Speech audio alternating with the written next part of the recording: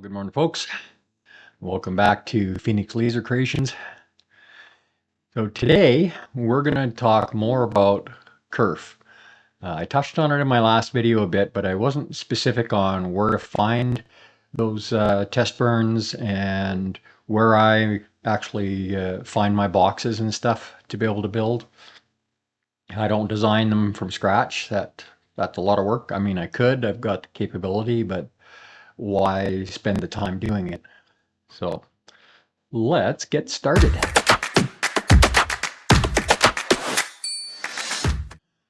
Okay, so here we have a website called Boxes.PY. Now that's not the actual address. I'm going to highlight it up here for you. So it's boxes.hackerspace-bamberg.de/gallery. Question mark, language equals EN. So it's a bit of a long one, but I'll leave a link down in the description for this. And you have to sign up. It's free to sign up. Doesn't cost you anything to get stuff, but you don't get access to the advanced burn testing and stuff like that without signing up. So just be aware of that. So we're going to scroll down the gallery here. Way down. Oh, where are we at here? Wall mounted. There we go, parts and supplies. So we're going to go to burn test.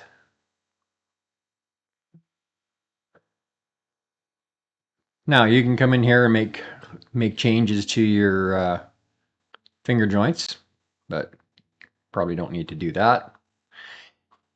Now what this test actually does is it creates all these different patterns using increments of KERF adjustment. And then you find the ones that fit together the way you want, and then you use that KERF adjustment. So here they've got the increases in burn value. So I've got it set to 0.01. So that's 1/100th of a millimeter. It's going to do 2 pairs. I'll turn on date. That helps me when I'm going back and looking through previous tests and stuff. And we're going to put our actual material thickness. So you're going to need a caliper. Measure your thickness of your material. So in this case, we're doing 2.66. Don't hit the enter key or it'll generate for you. So just use the tab key to move around. And the rest of these, I'm not really going to mess with. These actually produce some large cards, so actually I am going to mess with it.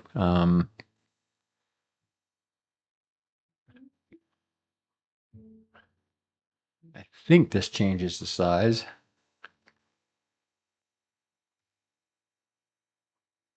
Yeah, that changed the size up here. So we want something a little smaller. I don't want to use up tons of material for just doing this type of testing. Okay, so you can take a look at it if you want ahead of time. You can generate it and take a look at what it's going to look like. But we're just going to download it. Oh, let me see. Let me check my... So it goes from 0.10. Let's go back to the generate. So this goes right up to 0.170, which is, it just so happens that 160 is a pretty good measurement if you don't want to struggle getting it together. And the 1.40, you definitely need to glue on that one, at least, you know, with my laser. Even if you have the identical Vision Pro that I do, your results may be slightly different. And we're going to talk about something that I missed. It was a critical thing that I missed when I was showing you how to make adjustments to this stuff in Inkscape yesterday. So I'll just mention it real quick here. One of the reasons I was getting inconsistent cuts when I was testing multiple times is because you need to have a line width in Inkscape of 0.01 millimeter. That's like a universal setting that most laser software recognizes as being a proper cut line. So you need that consistency. So sorry I missed that on my last one, but I've been learning so much so fast. I'm losing track of some of this stuff. So bear with me. I'm not saying, definitely not saying I'm an expert by any stretch. I mean, I've been using my laser machine for about a week, and but I'm also pretty experienced with tech, so I'm picking it up pretty fast.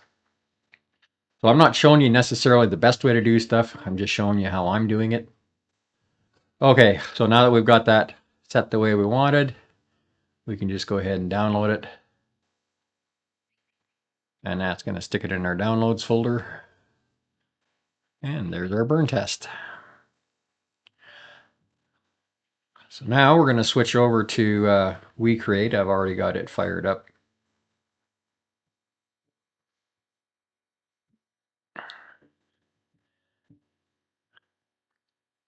And we're going to start a new project. Now I'm not going to connect to the laser yet until I drag this in because it sometimes opens a new tab. Okay, it did not this time. All right, so we're going to connect the laser.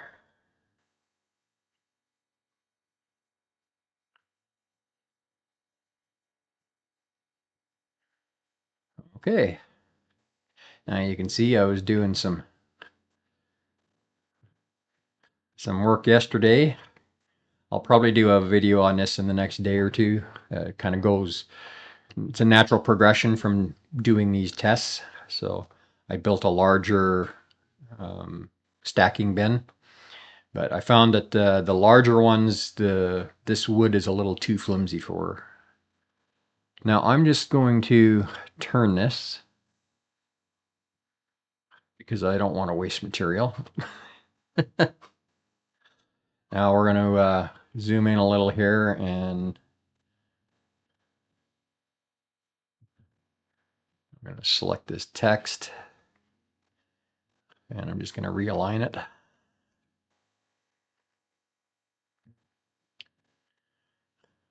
And we'll make sure we don't have any overlapping text. That looks like there's clearance for everything. Okay, something else I want to talk about real quick too is one of my videos, recent videos, I was talking about the possible memory leak issue and how when you're working with materials, it keeps resetting stuff as you get too many objects. Well, I have a little more data on exactly when this happens. So it's actually related to when you're selecting a material from this right here, and especially if it's a custom material, because WeCreat, when they did the ability to add custom materials, they didn't give you the ability to add line density for engraving.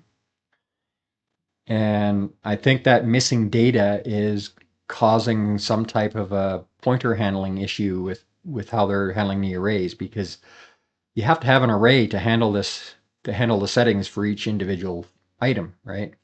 So when you look on the layers here, you've got all these individual items. Well, each of these items will have an array attached to it that is giving you all your cut settings and your line density if it's appropriate and all that kind of stuff.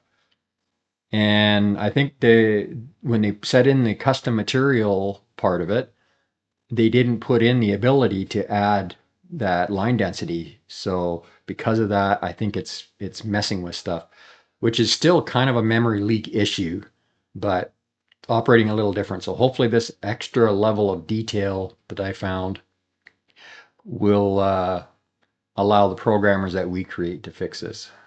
So, all right, so we're going to just double check all of our settings here. So back to layer. Okay. Oh, still on drag. Man, I don't know how many times I do that. I forget to take it off of drag to move it to select. Okay, so we're going to select these, and that's fill engrave, but of course it doesn't have any decent settings.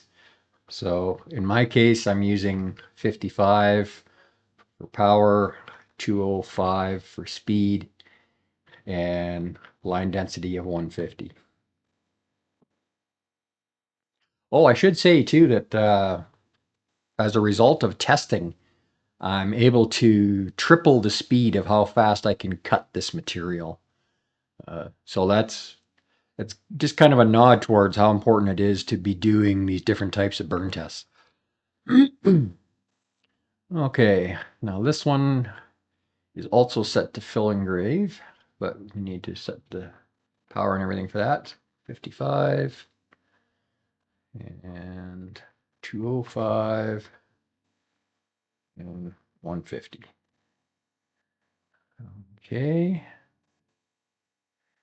And this, they've got it set as a line engrave, but we need to change it to cut. And it stuck it up at the top, but we'll fix that in a second, because that the order that they're in the layers is the order that it processes in. We don't want the paths being cut before everything else. Okay, let me look up that new setting here. I got it written down. Okay, so power is 100%. And speed is 30. So I used to run at 10 or 11. So this is a big increase in speed. And this is why we do these tests. And we're just going to do one pass. All right. Let's take a autofocus here.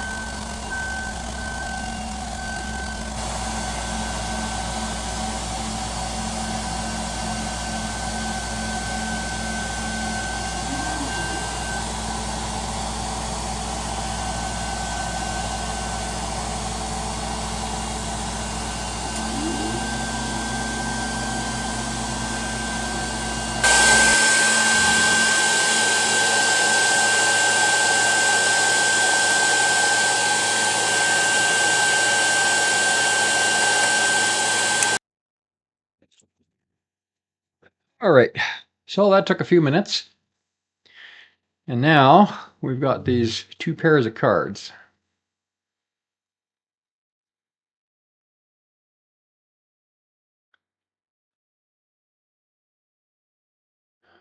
So this one goes from 0.1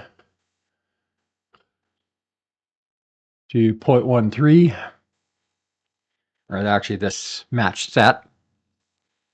And then that one goes from the 1.140 to 0.170. So all we do is we take these and we match the numbers. So I'm going to take the 140 and the 140 and match them together. And that is a pretty snug fit.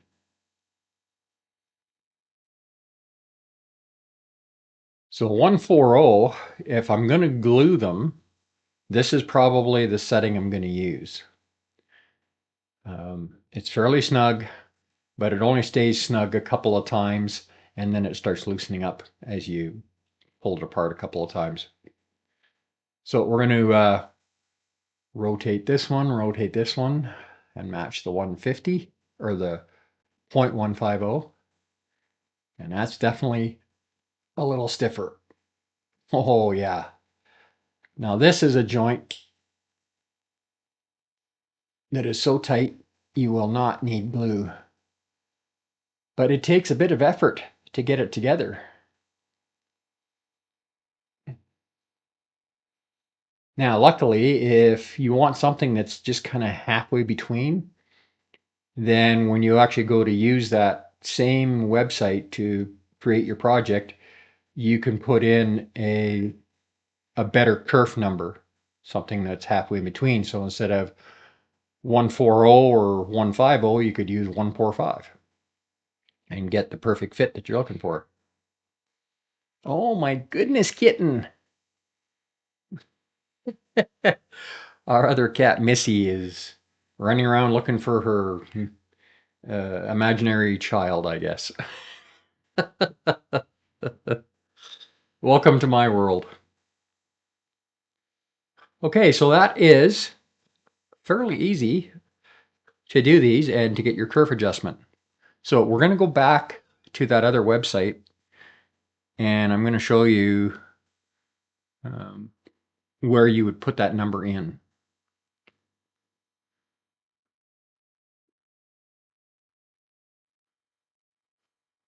Okay, so let's back it up one. And let's go find an actual little project here. Well, let's pick something like this. So when you're looking through your settings, now there's a couple of things that I like to play with sometimes. If I'm increasing the size of something, then I'll play around with my finger joint sizes. So you can do that in here, and you can set your spacing and width and stuff. There's our sliding drawer, and where is our kerf setting here?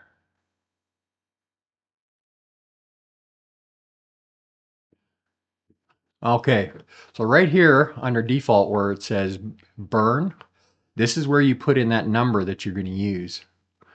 So being that this type of a project, I'm probably going to want to glue. I'm just going to go with the 140. And then we don't have to worry about trying to deal with kerf adjustment in the Make It software, because you can do like an offset on something, but you only have a 1/10 of a millimeter control level.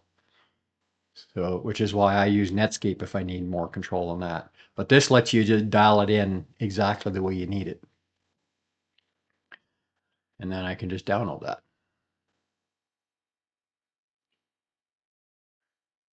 And now we got our sliding drawer project.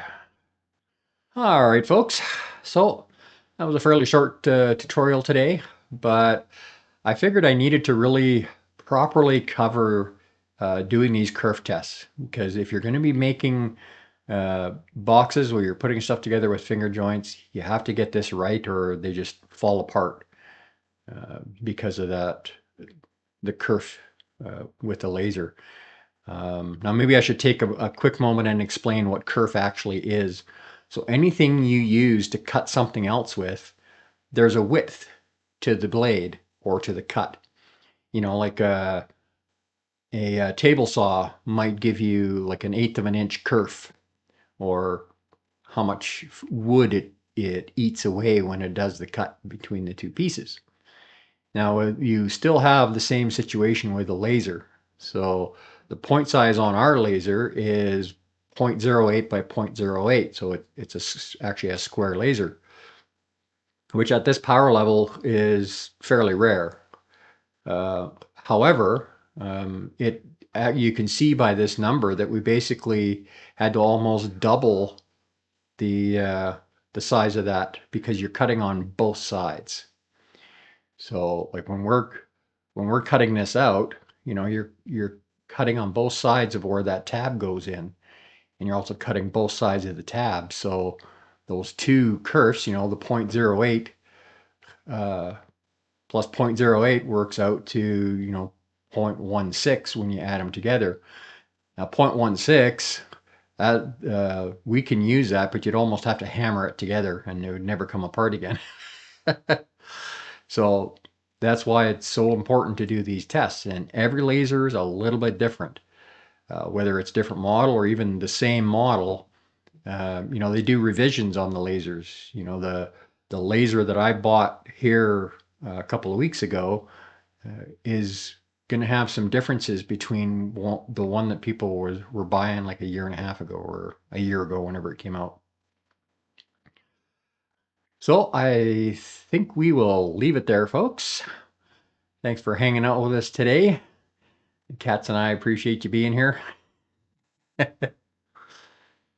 So we'll see you on the next one, folks. Bye for now. Happy trails.